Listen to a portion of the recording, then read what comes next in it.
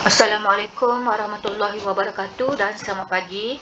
Okey, hari ini seterusnya kita akan mempelajari tentang eksperimen 1.1. Okey, eksperimen 1.1 iaitu mengkaji gerak balas tumbuhan terhadap cahaya, graviti dan air. Okey, untuk makluman para pelajar sekalian, eksperimen 1.1 ini merupakan amali wajib yang perlu dilakukan oleh murid. Okey, memandangkan kita sekarang PKP, mungkin selepas PKP ini kita akan buat eksperimen ini secara bersemuka. Okey, untuk makluman kamu, dalam eksperimen ini ada 3 aktiviti, iaitu kita akan buat aktiviti A, B dan C. Apa itu aktiviti A? Jom kita tengok. Okey, aktiviti A ni ialah gerak balas tumbuhan terhadap cahaya, iaitu fototropisma. Aktiviti B pula gerak balas tumbuhan terhadap graviti yang kita panggil geotropisma. Manakala aktiviti C gerak balas tumbuhan terhadap air iaitu hydrotropisma. Okey, kalau kamu ada buku teks sekarang, kamu boleh tengok eksperimen 1.1 rujuk dalam buku teks.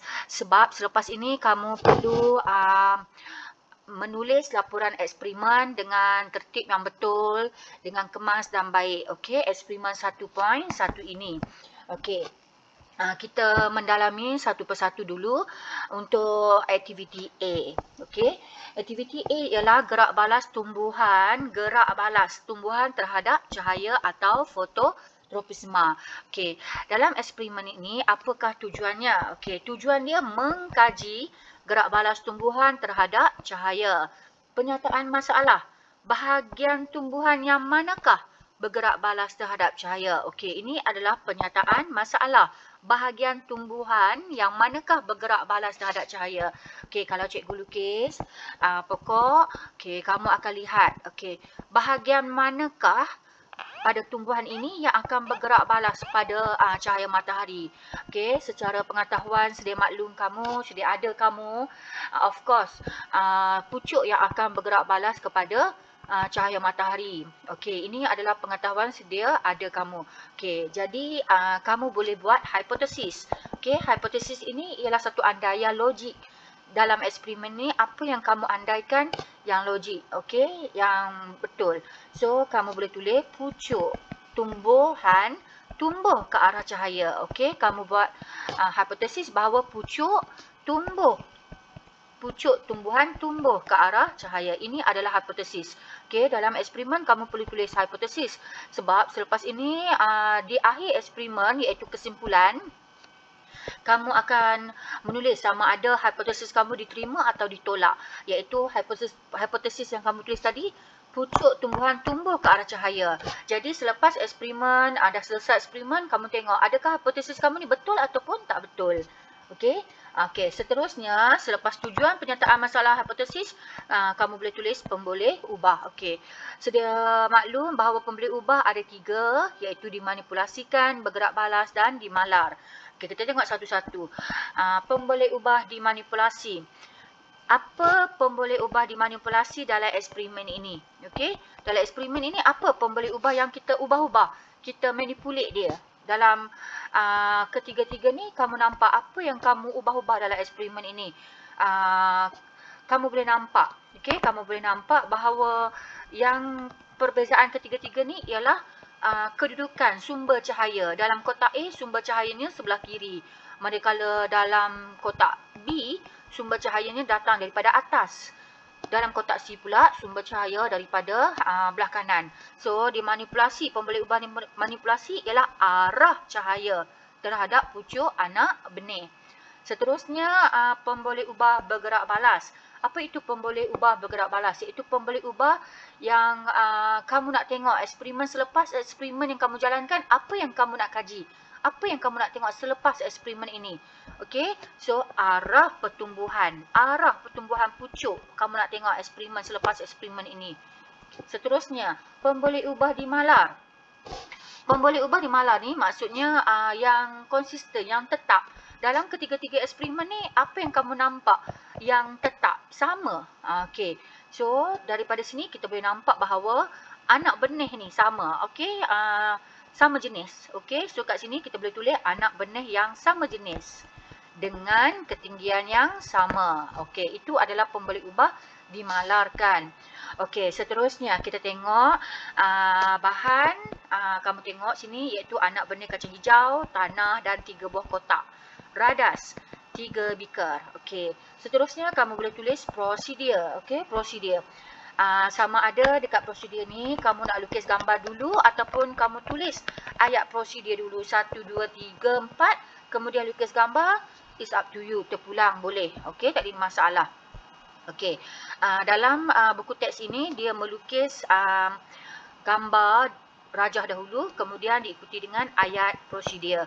Okey, apabila kamu melukis gambar ni, cikgu minta kamu mesti menggunakan pembaris dan pensel. Lukis kotak dengan baik menggunakan pembaris. Beaker kena lukis guna pembaris dengan elok. Okey. Dan of course kena ada labeling, iaitu cahaya, anak benih kena ada labeling. Ini labeling dia. Okey. Seterusnya, selepas prosedur, kalau kamu tengok kat prosedur sini, kita baca sesuatu. Sediakan susunan seperti rajah di atas. Perhati dan lakarkan kedudukan pucuk anak benih dalam kotak A, B dan C. Simpan ketiga-tiga kotak di dalam makmal selama 5 hari. Tanah dibiarkan lembap dengan menyiram kuantiti air yang sama setiap hari. So bermakna bila kamu menjalankan eksperimen ni, tiap-tiap hari kamu kena pergi makmal untuk menyiram tanah tersebut supaya kekal lembap. Okey, selepas 5 hari, perhati dan lakarkan kedudukan anak benih di dalam kotak A, B dan C. Okey, itu adalah untuk keputusan. So, selepas prosedur kat sini, kamu tak boleh terus tulis kesimpulan. Sebenarnya di bawah prosedur ini adalah keputusan. So, di bawah prosedur kamu dikendaki menulis keputusan. Okey, keputusan di sini kamu boleh lukis gambar rajah balik seperti prosedur di atas. Tetapi perbezaannya kamu sudah mendapat keputusan. So, cikgu ikut balik lukisan yang sama. Okey, lukis kotak dengan baik menggunakan pembaris. Sumber cahayanya kotak A, di mana beaker dia ada anak benih 3.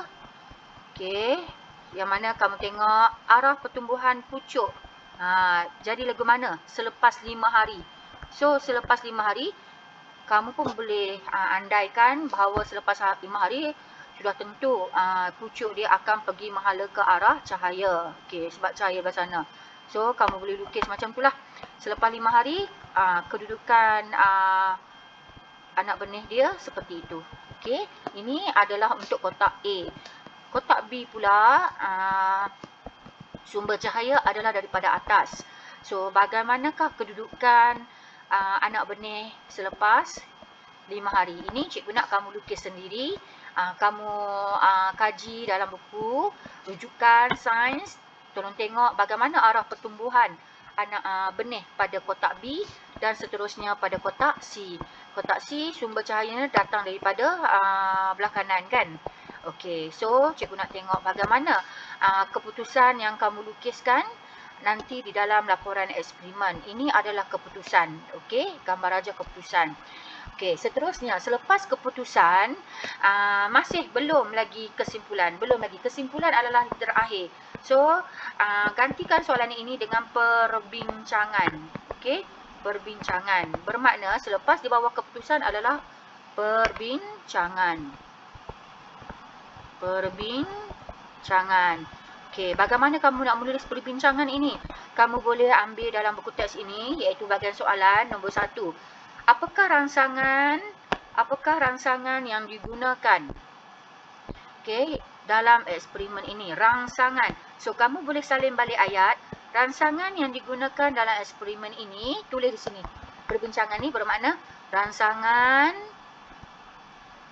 yang digunakan dalam eksperimen ini ialah apa yang kita beri kat eksperimen ini di awal-awal itu, iaitu cahaya. Okey, nombor 2.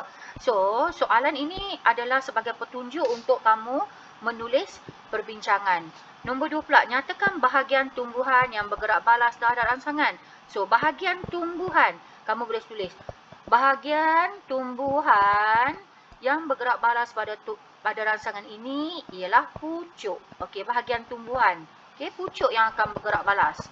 So, perbincangan nombor 3, ambil yang ini. Adakah bahagian tumbuhan, soalan nombor 2 iaitu pucuk, menunjukkan fototropisma positif atau negatif? Jelaskan jawapan anda. So, kamu boleh tulis di sini nombor 3. Okey, bahagian tumbuhan iaitu pucuk menunjukkan apa? Menunjukkan fototropisma positif. Okey, positif. Terangkan. Kenapa? Okey, kerana ia menuju ke arah cahaya. Untuk mendapatkan cahaya, seterusnya menjalankan proses fotosintesis. Okey, kamu boleh buat rujukan, cari dalam buku teks, cari dalam buku rujukan bagaimana nak menulis perbincangan ini. Okey, seterusnya selepas perbincangan barulah yang terakhir ialah kesimpulan. Tadi cikgu ada remind bahawa bila kesimpulan, mulakan dulu dengan hipotesis kamu diterima atau tidak. Okey, kita tengok balik hipotesis yang kamu tulis awal-awal eksperimen itu. Hipotesis, pucuk tumbuhan tumbuh ke arah cahaya. Bermakna betul tak selepas 5 hari, betul tak pucuk tumbuhan ni tumbuh ke arah cahaya? Ya, betul. So, bila betul, kamu tulis apa? Hipotesis diterima. Okey, seterusnya salin. Tulis pucuk tumbuhan tumbuh.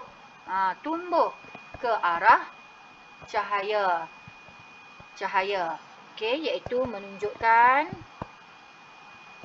apa? Fototropisma positif. Okey, ini adalah satu eksperimen, baru eksperimen A. Okey, bermakna cikgu nak nanti kamu tulis laporan eksperimen berkaitan dengan aktiviti A dahulu. Okey, seterusnya aktiviti B dan C kita akan bincang kemudian. Okey, sekian, terima kasih.